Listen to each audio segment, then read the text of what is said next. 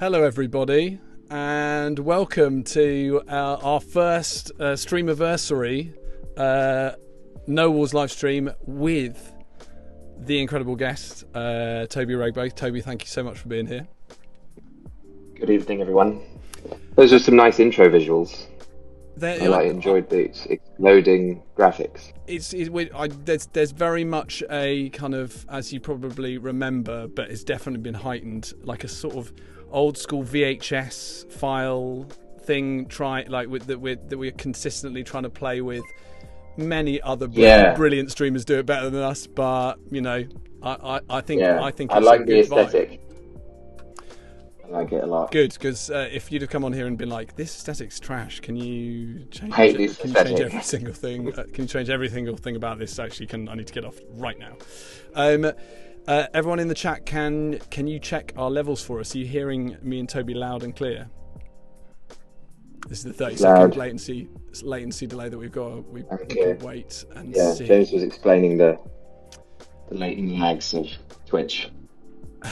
Oh, that's not that laggy. Thank you, Alta. Thank you. Yeah, okay. I probably exaggerated. Me and Toby were having like a general just kind of Twitch tech chat, which you know is the prerequisite for any kind of tech test before you come onto stream, obviously. And I was really going on about the latency on chat. Anybody in the chat really love the Twitch latency, where you basically have to wait 30 seconds before the person speaking on stream has a reaction from the thing that's happening in the chat and vice versa?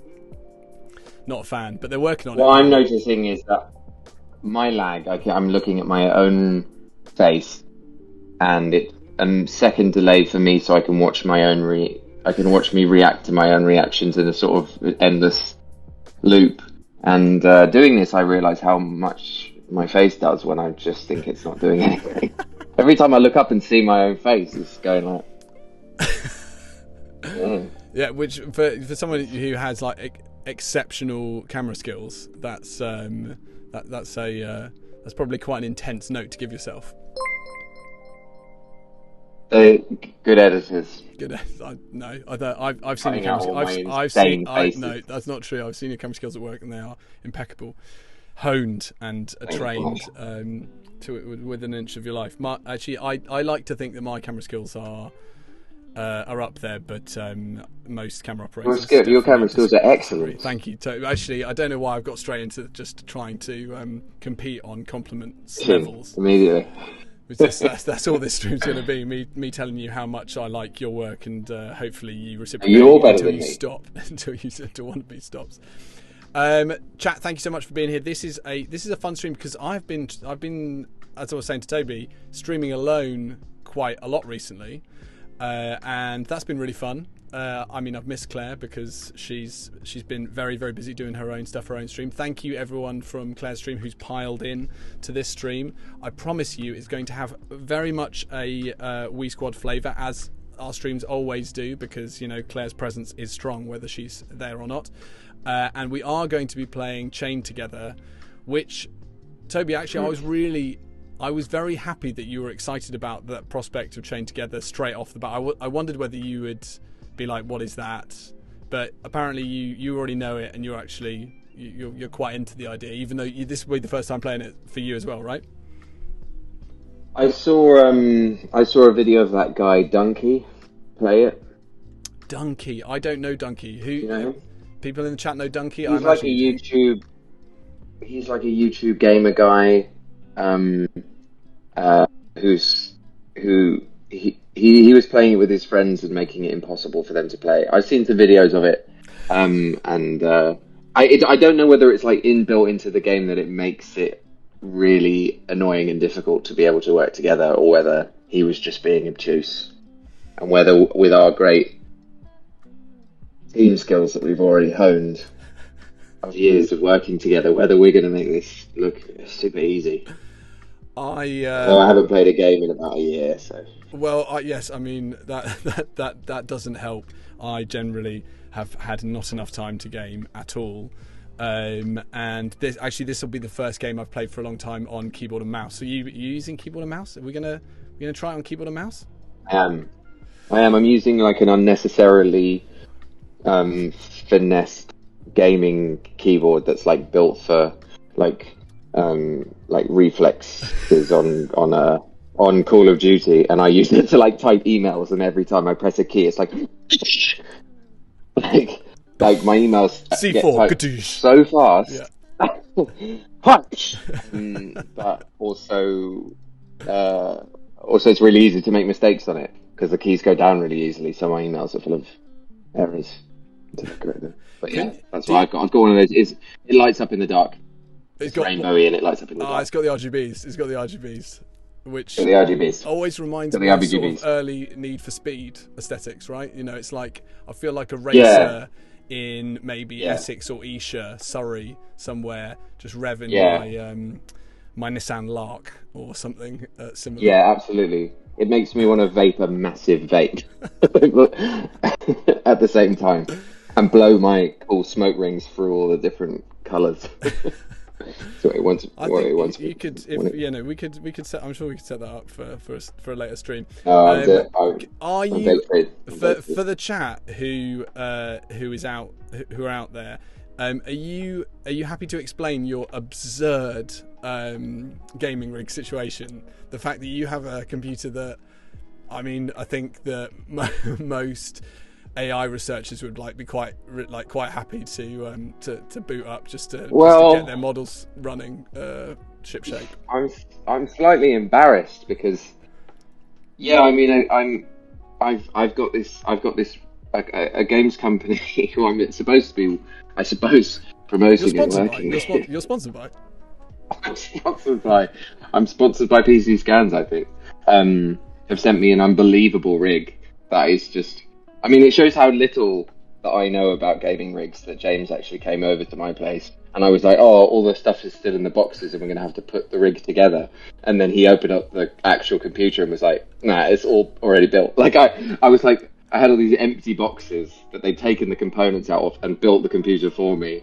And I was like, this company's rubbish. Like, they left me with all these boxes. And James said to me, like, those boxes are empty. And they've actually built them already. But yeah, it's got some unbelievable GeForce something or NVIDIA 4900 million in it, which I use to type emails at the minute. But I will stream, I promise. I feel like there's definitely some projects that I think me and you could get into, but either on stream or off stream that could really make use of that powerful GPU. What I have been able to do, it runs Stable Diffusion, the AI image generation thing, right? And okay. you can create like photorealistic images in a second, which is pretty cool. As like for like photo reference and stuff. I've been using that kind of combination of like ChatGPT and Stable Diffusion for like getting ready for a character. Like I'm doing a TV show at the minute, and I asked ChatGPT, like, I'm playing a real person, and I said, can you design a walk for me through London that this character might have gone on, and give me podcasts to listen to at the same time? And it did it. I mean, it didn't think like crazily out of the box, but it was pretty cool. And you can do the same thing with image generation, like to design your character's look, you know, because you can just be like, you know, if we did it for Ethelred, it'd be like, you know, 9th century lord standing in a misty field with a look of vengeful something or other on his face, and it will just like make something, and it's quite good for sort of off the cuff creativity stuff. That's I actually need to talk about this to you off stream at greater length, because I've been sort of tasked, but also been working a little bit on what actors' tools using AI might be, or what kinds of ranges of tools that exist already, or like a kind of developing that might help actors. And actually, you're the first person I've heard. You're the first actual actor I've heard describe like a direct and have used like a direct use case of the technology in a really productive and like creative way. That genuinely sounds that's amazing. Like that I really I need to pick your brains on it more, because that's amazing. There's one of my friends who went to the drama centre, which is a drama school in London. Is it London? Yes, very much in London. This is what happens when you go when you go on a stream or do anything live, that suddenly every single fact or a piece of information that you thought you knew or would just happily use in open conversation suddenly becomes like, oh god, I don't even know. You know, when the chat starts filling with like, it's in France, you idiot. Drama Centre, which is in London. My friend recommended a book for the guy who started the course. Or already, I'm going off piste with my facts, but the book was basically very dense, and if you haven't been to the drama centre, it's quite difficult to understand by just reading it. And so I asked ChatGPT, can you explain this to me? And if I was playing this character, which I am, how would I apply it? Mm-hmm. And it did a pretty good job. It did a really good job of explaining it. I mean, it is scary that AI generally seems to just do a lot of the stuff that us creatives are like, you just, there's no particular method, you can't. Born with it. It's just very much intuition, and like actually I'd be really breaking open. I'd be breaking up a kind of secret sealed box if I actually really went into it or kind of questioned it too much or talked about it too much. And you're like, well, I think unfortunately not. In terms of results, that's maybe not quite correct.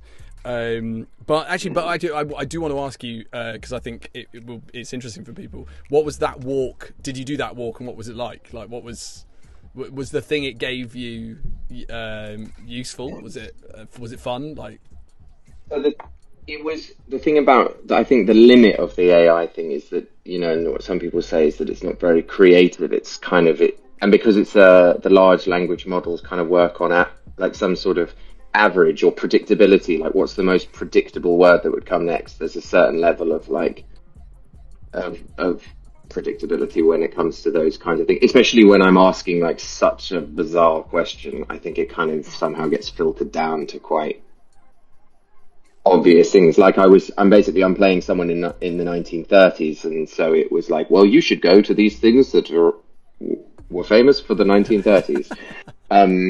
It was, you know, it was like go walk through Bloomsbury because of the Bloomsbury set, and then go to the British Museum and look at the stuff from the 1930s, and then listen to this podcast. It's about the 1930s. But I mean, I'm playing somebody who's not that famous, like not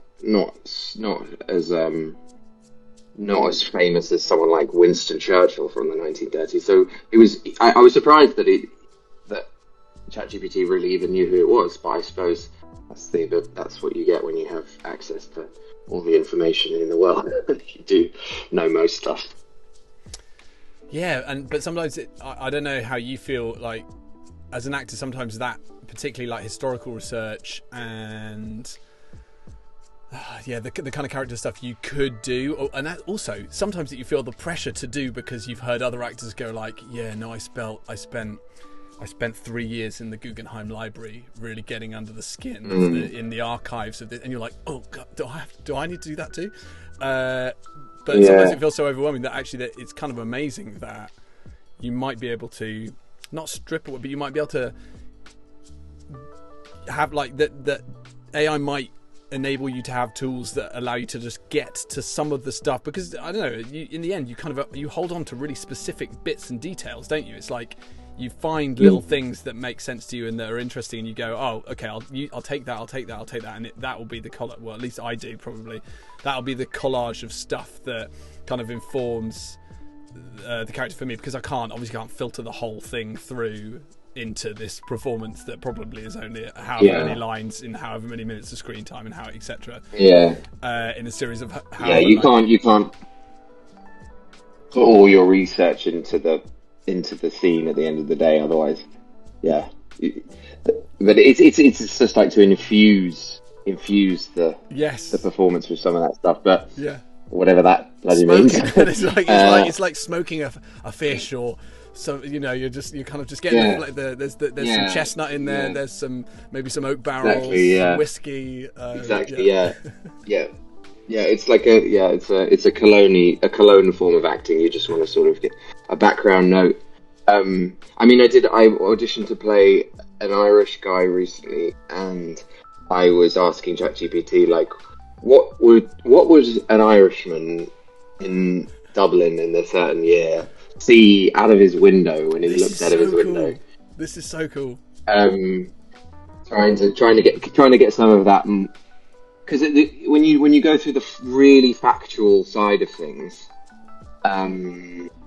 you can get lost in just like dates and details that your character might not even know about, and it's not actually that helpful. And it's more like what does their day-to-day experience like smell like, or you know, what did they see and eat and all those kinds of things.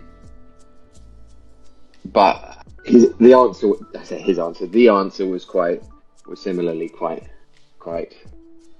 generic. You can probably think of the things that it said I would see. You know, it's like cobblestone streets and a lady with a shawl on, turning around and going, "Hey!" You know, it's like those kinds of. It wasn't. It was a very on the nose period drama that it was drawing for you. Yeah. No nuance. For the record, that thing I was talking about was set in the 19th century. I'm not saying that if you walk down the streets in Ireland now. I wasn't like, if you were to look out your window now on a Dublin day, what would you see? Oh, you probably just see an old lady.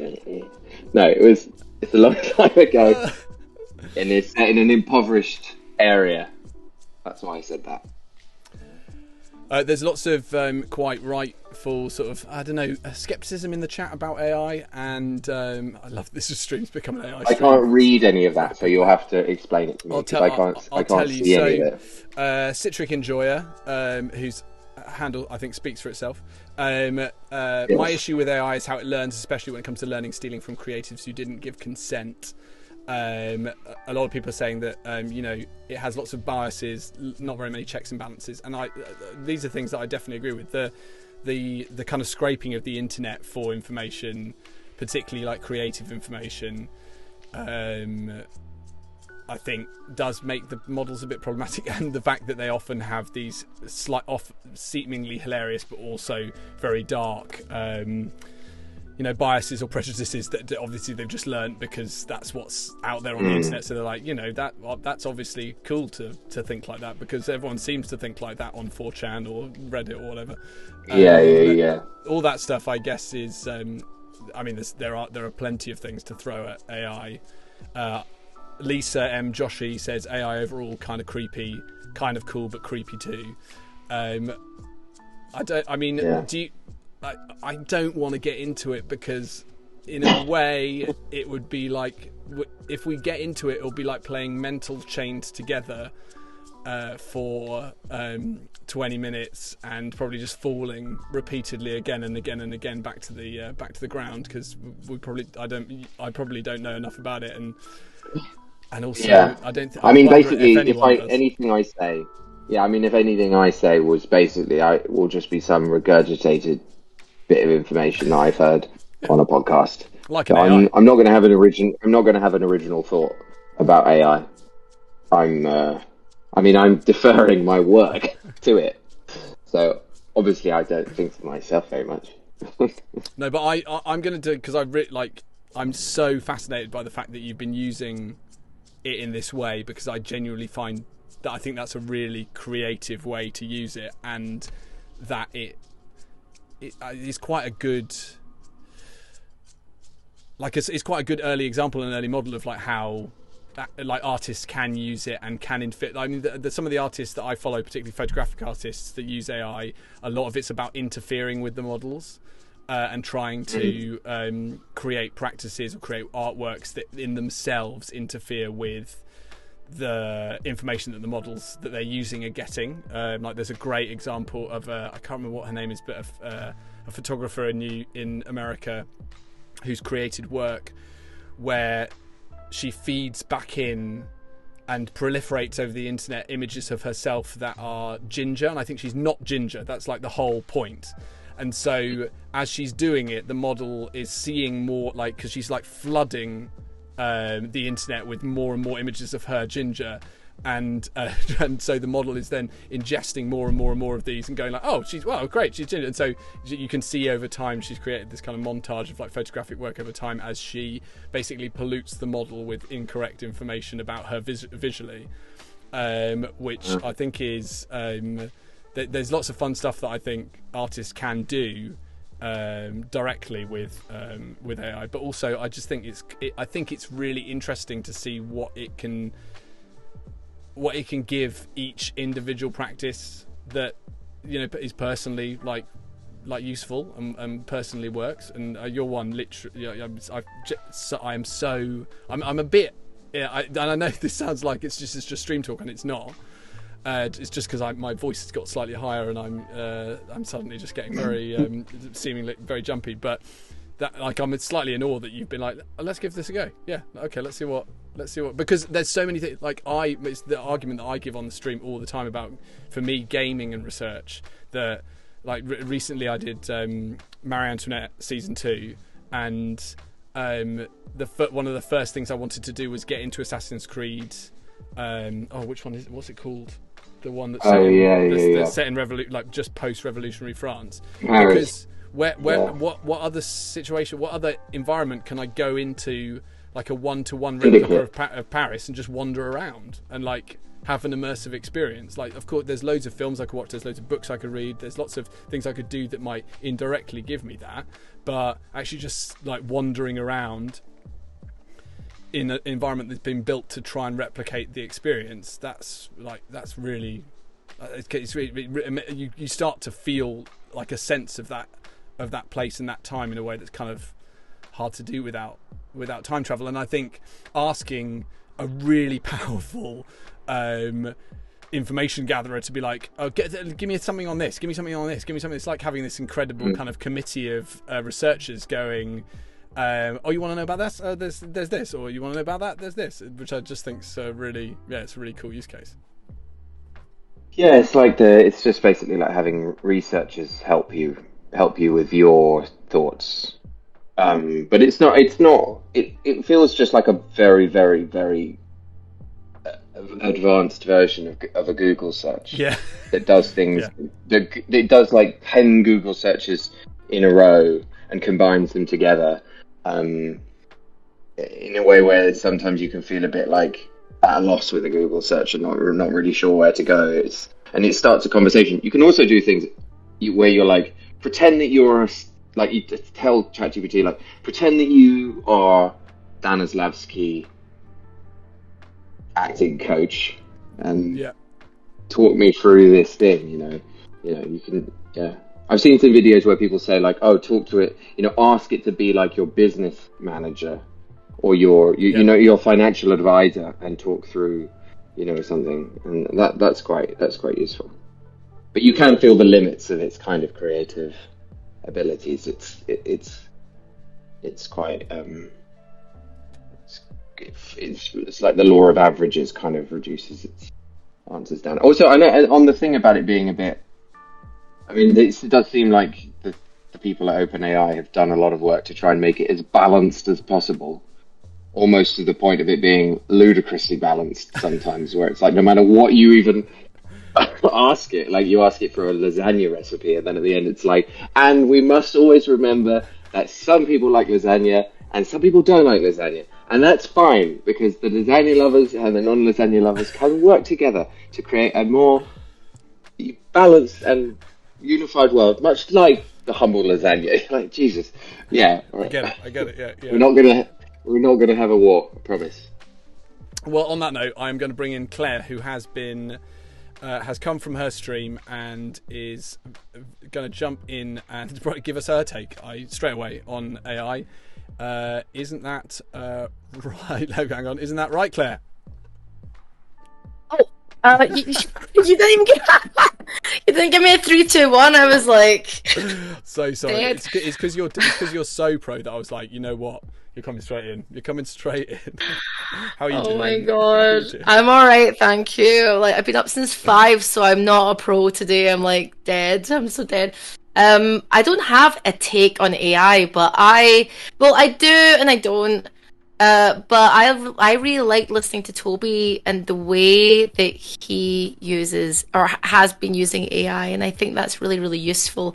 But I saw a meme on Instagram, and I'm going to paraphrase the meme a little bit, but it said something like, I don't want AI to take away my job. I want AI to help me to wash the dishes faster. And I was like, yeah, like, why we're using AI to, like, you know, replace humans, but if technology is that good, I want AI to, like, I don't know, clean my house, do my dishes, organize my life, get my accounts in order, you know, all that kind of crap that I don't like doing. But I do have opinions on it, and I've got all my friends are in this business, and yeah. I've seen their work fluctuate because of it, you know, and it's crap, you know. I don't like seeing people kind of like uncertain about the future of their jobs and things. But my bottom line take is, because I'm a musician as well, is, you know, I don't want AI to replace the soul, you know, like, you know, how to create a character, to write a song from actual human experience. I think that's really important. But I used AI recently to think of topics for stand-up, but then I didn't want it to write it for me. But I said to ChatGPT, give me topics for stand-up. A girl from Scotland living in LA, and blah, blah. I just put a lot of stuff in, and it gave me some good ideas, but I don't want it to write my experiences for me. I think that's where I draw the line. But just giving me some ideas is fine, kind of thing. So that's my kind of very watered down take on AI. Because yeah, I don't. My brain hurts thinking about it. My brain hurts anyway, James and Toby. I'm like old and tired. Like, my God, I've been up since 5. Just done a stream, but yeah, like that's my take on it. I don't think it's evil. I think we're just we need to learn how to use it. The same with social media. You know, social media just arrived, and then everyone started using it, and then everyone started listening to everything that was on social media, and it didn't give us. Humans haven't yet caught up with all of the technology that's going too fast, and all of these tools that we have is too much, too fast, and our little human brains need to catch up in terms of laws, in terms of how we use things ethically and all of that kind of thing. God, this got really serious real fast, James. Oh yeah, well, look, it's because we launched into AI unknowingly. But Claire, how are you doing generally? This is your first time on the Noble stream for a while, and it's good. It's really good to see you. Yes, I've been very, very busy. I know we've been busy. Yes, we've been WhatsApping each other, you know, and trying to like get this together. But I was in Dallas, then Chicago, then Denver. Like it's just traveling, and then I'm going to San Diego Comic Con for the very first time. I've been asked I got headhunted. Isn't that good? I love when it happens when you don't ask for the job and they just give it to you. That's a really very rare occurrence in this industry. So I got an email from Paramount Plus, and I didn't think it was a real email because it never happens. And then I phoned the person, and they were like, yeah, we want you to do the Teenage Mutant Ninja Turtles panel at Comic Con. So which sounds is right up your street. That sounds right up your street to me. Yeah, the producer followed me the other day, and then he messaged them and went, yeah, she's got some kind of turtle thing in her background of one of her streams, so fine. He's like, fine with that. So it's I think it's been a long time coming. It's been about 30 years in the making because I love the turtles so much. So yeah, I'm excited about that. But a lot of traveling. I got the chance to speak to the wonderful Andy Serkis last weekend. Is cool. That is cool. Yeah. What an actor. What an incredible, amazing actor. I respect him so much, and he is the loveliest man. It's always, people like that are always the most humble, sweetest human beings, but he had a lot of really interesting stories. when we met backstage before the panel, he kept asking me questions, and I was like, no, like, no, like, what about you? He's a very nice man. So yeah, he was lovely. I interviewed Eli Roth. I love horror, so it was great to interview Eli Roth, a great horror director. And Rainn Wilson from the US office. He's wonderful. So that was great. And after that panel, he was like, "Oh, what's your podcast called?" And I told him, Hot Pod Time Machine. James has done it, everyone. I have. James has done it. Toby, are you gonna do Hot Pod Time Machine, Toby? Nope. Yeah. I would really recommend researching what it's about before doing it, which I failed to do. No, you're right. Okay. We ended up talking about being flautists, so that's fine, James. I remember we just talked about Flute Club. But Rainn said to me, "Oh, I want to be on your podcast. That sounds fun. Let's do it." And I went, "That's the coolest thing." That's nice, right? And then I gave him my phone, and I opened up a note on my phone. And I went, "Well, just write your assistant's details in here." But I had my shopping list in there, and then he was like, "Oh, quiche, kale, potatoes." It's like, oh god. I'm like, yeah. I'm the most unorganized person in the world. But it was lovely. It's been a fun time, James. I'm just very tired, but working hard. Your eyeshadow game is making that fatigue invisible to see. So as also people in the chat have mentioned. So yes, that is fatigue. In which case, get that checked out. Definitely get that checked out. Thank you. It was a lot of the Elgato face cam has some good filters. Just an FYI for all you folks out there, great filters. Like this is not the real feel. that's for sure. Sorry, Elgato. James. Elgato face cam. It's not a sponsor of this stream, but they're very welcome to if they ever come across this rant about how excellent their products are.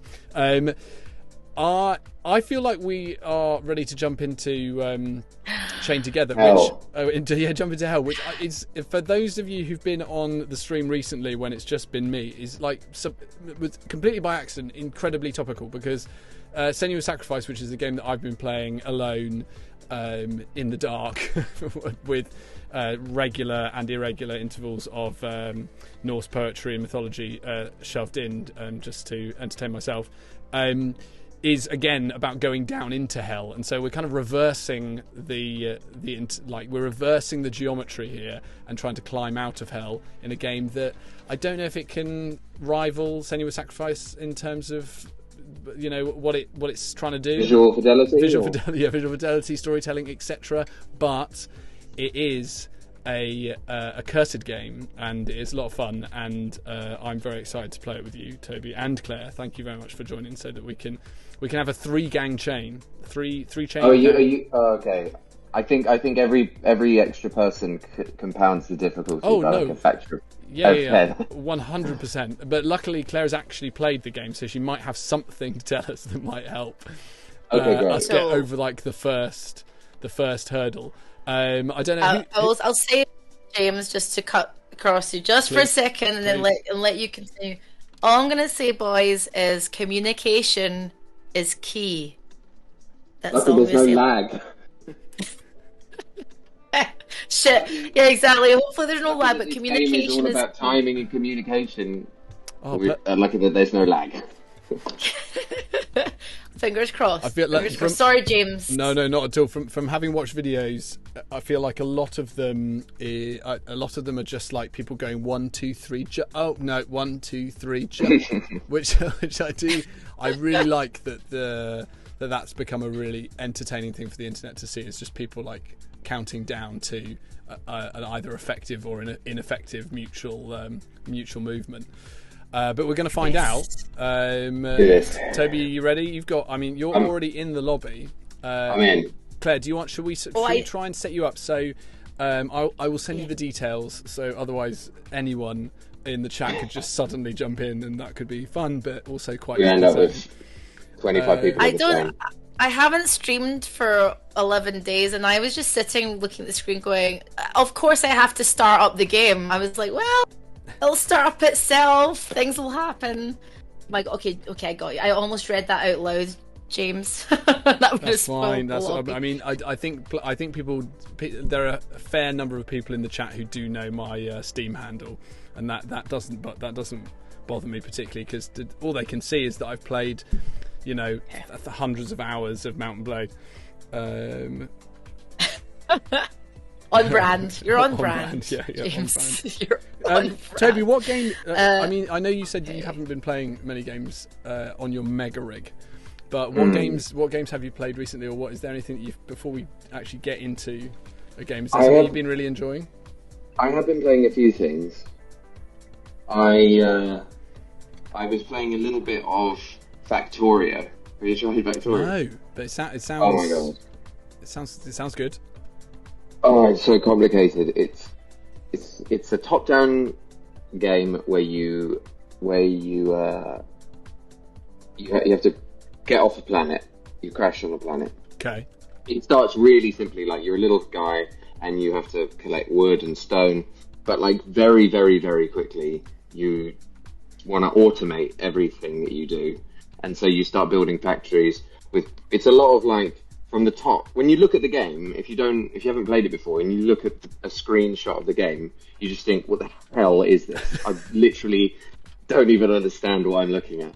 So hundreds of belts pushing different resources into different automated blocks, and it's played by a lot of like actual engineers and actual coders who understand how to build circuit boards and things like that. So they'll have built. There's like tutorials on how to build certain grids that optimize. I mean, I start the game. I'm like, this will be the time that I enjoy this, and I'm going to be amazing at this.